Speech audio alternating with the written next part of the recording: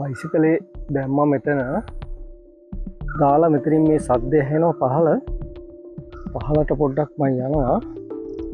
මම හිතන්නේ මේ පැත්තේ තමයි තියෙන්නේ මේ පේවුන සයිඩ් එකේ මේ 12 පාරක් එහෙම දැන් මේ මෙතන පේන්නේ 12 පාරක් යනවා මේ සමහර විට දෙහි ඇල්ල කියලා කියන්නේ මේක මේ උඩට ගිහිල්ලා බලමු. මේ පහලට වතුර බහැලා යන්නේ. එතන මම උඩට ආයෙ ගියාම පෙන්නන්නම් මේ අසල පෞරාණික වගේ පන්සලක් තිබුණා. පෞරාණිකත් නෙවෙයි ඒක නිකන් මේ වැඩි මේ එකක් නැතුව අර මේව නැතුව වැඩි ලස්සනට මේ තිබුණ හුදකලා වෙච්ච වගේ පන්සලක්. ගෙවල් දෙක තුනකුත් තියෙනවා මේ පැත්තේ. ඒ සමහරට ඒ කට්ටිය යන එන තැනක් වෙන්න ති පන්සල. ඒකත් පෙන්නන්න ලස්සනයි මේ පන්සල නම් මට පාර හිතට ඇල්ලුවා මේ නිස්කලංක නිසා.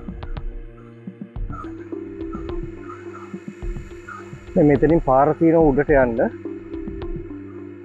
ගිහිල්ලා බලමු. මම ආවා ගොඩක් දවසකට පස්සේ පොඩි ට්‍රැවල් එකක් යන්න හිතාගෙන ළඟපාත තැනකට තමයි. ඒ කියන්නේ මේ අපේ ගෙවල් වල ඉඳලා කිලෝමීටර 50ක් 60ක් විතර දුරින් මේ තැන මේ දෙහි ඇල්ල කියලා මම මැප් එකේ බලලා තමයි ආවේ. එහෙම විශේෂම ලොකු තැනක් නම් මට සෙට් වුණේ නැහැ. දැන් මේ තැන බලන්න ආයින දිගේ යනවා. අපි අතට ගිහිල්ලා බලමු තව ටිකක්. දෙහි ඇල්ල මැප් එකේ තියෙනවා. මැප් එක දාගෙන තමයි ආවේ. මේ මොකද්ද කින්ද මන්ද කියලා දැක්කේ නැහැ. හරියටම ලොකුවට තිබුණේ නැහැ. බලමු ඉස්සරහට යන් ටිකක් පොඩි දියැලක් වගේ නම් නෑ මම දැක්කේ තාම. මේක නම් මේ 12 පාරක් යනවා ගලාගෙන නිකම් මේ ඇතුළට එන්න පොඩි පාරවල් තියෙනවා. නාන්න නම් එන වැඩි සමහරු මේ වගේ ප්ලේස් තියෙනවා. මේ දවස්වල වැස්ස නිසා ටිකක් වතුරක් තියෙනවා. වැස්ස අඩු වුණොත් නම් කොහොමද දන්නේ. ලස්සනයි.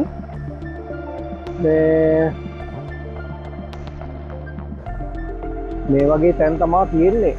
ගොඩාක් දුරට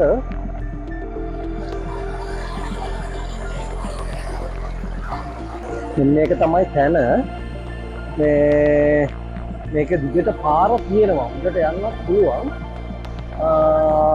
මම මේ මැද හරියට වගේ ඇවිල්ලා මැද කියන්නේ මීටර 100ක් 150ක් විතර ඇවිල්ලා තමයි මෙතන අතර උනේ.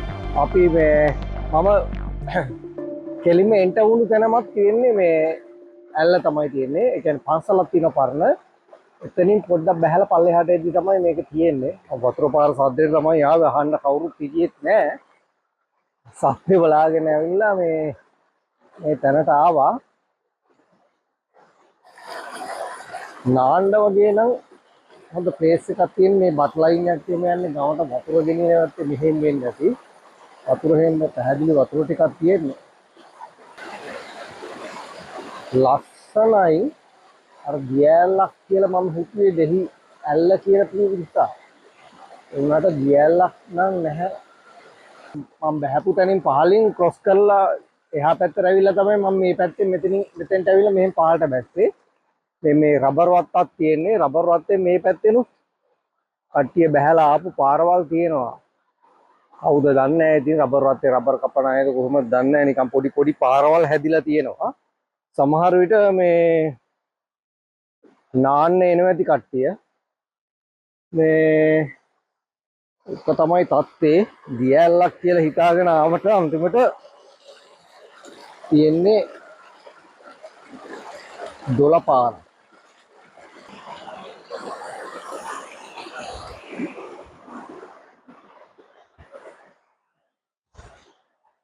පොඩි ලස්සනකුත් තියෙනවා. නැත්තෙම නෑ. ලස්සනයි නිකන් පොඩ්ඩක් මේ වතුර පාරක් එක්ක යන්නේ. මේ නාන්න කරන්න නම් සුපිරි. පොඩි මේ වගේ ඒරියා එකේ තියෙනවා පොඩ්ඩක් මේ අර ඔළුව උබලා වගේ පොඩ්ඩක් නා ගන්න පුළුවන් තැන් ටික අතුරක් තියෙනවා. සමහරට අර උඩ මීටත් වඩා ඇති. සමහර විට අපි පුළුවන් වුණොත් යන් ඒ පැත්තට. තව ප්ලේස් එකකුත් තියෙනවා යන්න. ඒකත් මැප් එකෙන් බැලුවේ කොහොම වේද කියන්න නම් දන්නේ නැහැ. ඒකත් බලලා පැත්තෙන් මේ දැන් ගියා මේ මිනිස්සෙක් මම එතකොට ඇතුලේ හිටියේ කතා කරගන්න බැරි වුණා. මේ උඩහට යන්නේ සමහර විට තව මොනවා හරි තියෙනවද දන්නේ නැහැ. මේ ලොකු පෝර් බෑග් එකක් පිරෙන්න මොනවා හරි දාගෙන උස්සගෙන ගියේ. මම ඌරපොලට ඇවිල්ලා ඌරපොලින් ආව ඇතුළට. එච්චරම දුරක් නැහැ. පොඩි දුරක් යනකොට තමයි මේ තැන තියෙන්නේ. මැප් එකේ දාගෙන මං ආවේ. හැමතැනම තියෙන්නේ අර ඉස්සලා ගියා වගේ ලොකේෂන් තමයි. මේ හරිය බහින්න තැනකුත් නැහැ හැබැයි. පාරක් වගේ හැදිලා නැහැ මුකුත්. එලා බලමු අපි මම ආයේ පහළට යනවා. ආයේ තව තැනකටත් යනවා. ඒකත් බලාගෙනම යම් මෙතන මේ අද මේ නත්තල් දවස වුණාට මේ මං හිතුවේ නිවාඩු නිසා කවුරු හරි ඇති කියලා කට්ටිය. ඒ වුණාට මේ ප්ලේස් එකේ නම් ලොකු සෙනගක් නැහැ. මේ අපි උඩට ආපු තැන මේ මෙතන තියෙනවා මොකක් හරි දන්නේ නැහැ. මේක මේ වෝටර් සප්ලයි එකක් දෙන තැනක් නම් කියලා හිතන්න බෑ. මේ කොටු කරලා තියෙන්නේ. අනිකර වතුර නම් තියෙන්නේ මේ හොඳ වතුර නෙවෙයි. මේ ඔක්කොම මඩ වතුර තියෙන ජරා වෙලා තියෙන වතුර හල් වෙලා. මෙතන මේ පොඩි මේක හදලා තියෙනවා. ඒක බට දාලා කරලා තින්නේ. සමහර විට පොම්පාගාරයක් වගේ තියෙන්න ඇති. දැන් නැහැ මම හිතන්නේ. දැන් නැහැ කියලා ඉතින් මම කිව්වට මම දන්නේ නැහැ. මේ ඉතින් මේ උඩට යන්න පාරක් තියෙනවා. ඒ පැත්තට තමයි වතුර අරන් යන්නේ.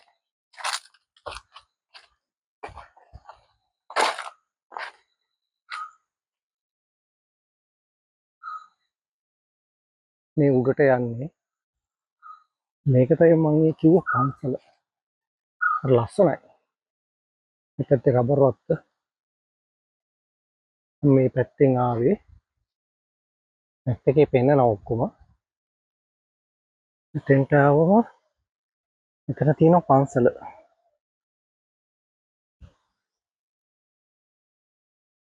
පොඩි පන්සලක්. ලොකුවට දේවල් නැහැ.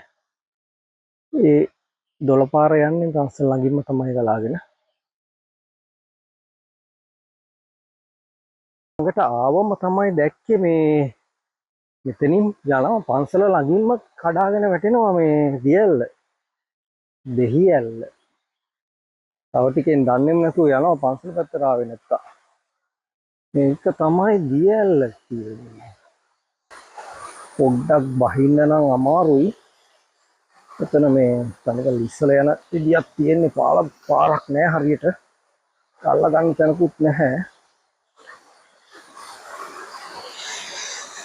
මෙතෙන්ට තමයි ආවේ මම මේ හෙල්මට් එක එහෙමත් මේ කියලා ආවා මේ මොකුත් නැහැ මෙතනින් එහාට යන්න කියලා. මං හිතුවේ ඉවරයි කියලා.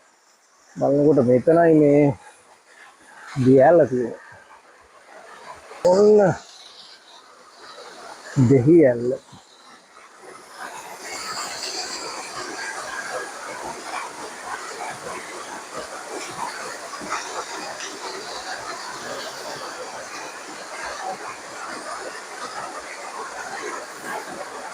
තියෙන්නේ පන්සල එතන උඩ. පන්සල මාර ප්ලේස් එකේ තියෙන්නේ. මාර ලස්සනයි.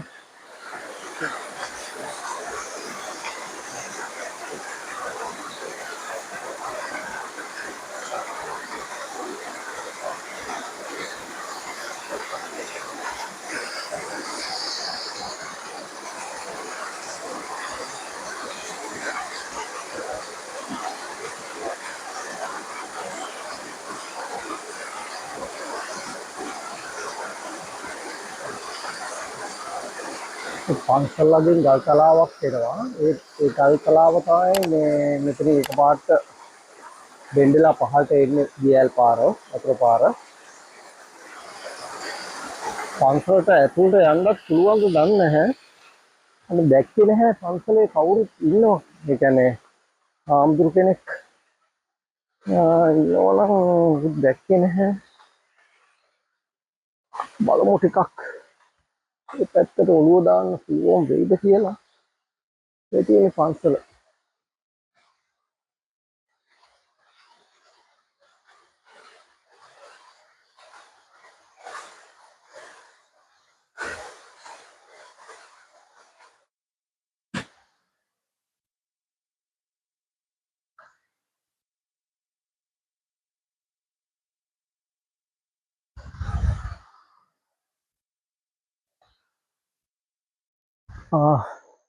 එහෙම මොකුත් විශේෂ දේවල් නැහැ. බෝධියක් තියෙනවා. එතකොට බුදු පිළිමයක් තියෙනවා. මේකක් තියෙනවා. ඒක මේ ඒක දිගේම යන්න ඔය හම්බ වෙනවා. ඔයක්. අත්තේ ගලුවේ. ආහා.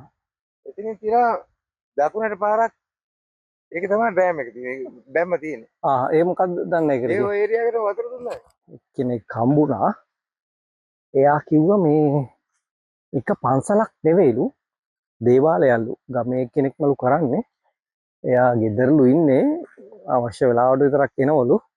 මන්දකර පහනක් විතර පත්තු කරලා තිබුණා. මේ ඒකයි කවුරුත් නැත්තේ. මේ තව මේ එකක් තියෙනවා ජලාශයක් තියෙනවා කිව්වා මේ හරි පොඩ්ඩක් පයින් කරලා බලන්න ඕන මොකද්ද කියලා. අපි මේ පැත්තට යම් බලන්න. අතෙන්ට ගිහිල්ලා බලමු මේ එමුණුත් මෙයා කියපු තැනටත් යනවා. මුලින් ඒකට යනවා බලන්න. එමුණුත් එතන බලලා ජලාශයේ ඒරියා එකට වතුර දුන්න කියලා කිව්වේ. බලමුකෝ මොකද්ද කියලා. බස්නාගොඩ ජලාශය කියලා තමයි බෝඩ් ගහලා තියෙන්නේ. ඉතින් එහාට බයිසිකල් යන්න බෑ. එතන මේ වහලා තියෙන්නේ. සමහර විට මේ පැනලා කට්ටියක් ගිහිල්ලා ඉන්න අතර මේ ඉතින් පැනලා ගිහිල්ලා දන්නේ.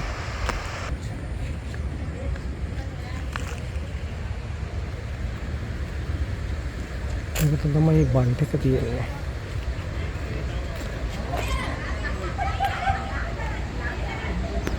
ළඟදී ඕපන් කරපු එකක් ගන්න මේ මතක හැටියට ඒක තමයි දොර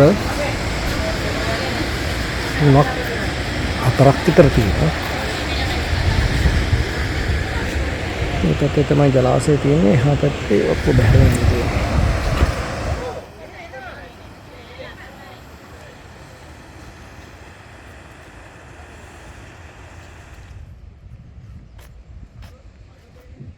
මේක මේ බස්නාගොඩ ජලාශය. මේක මේ ළඟදී ඕපන් කරලා තියෙන්නේ.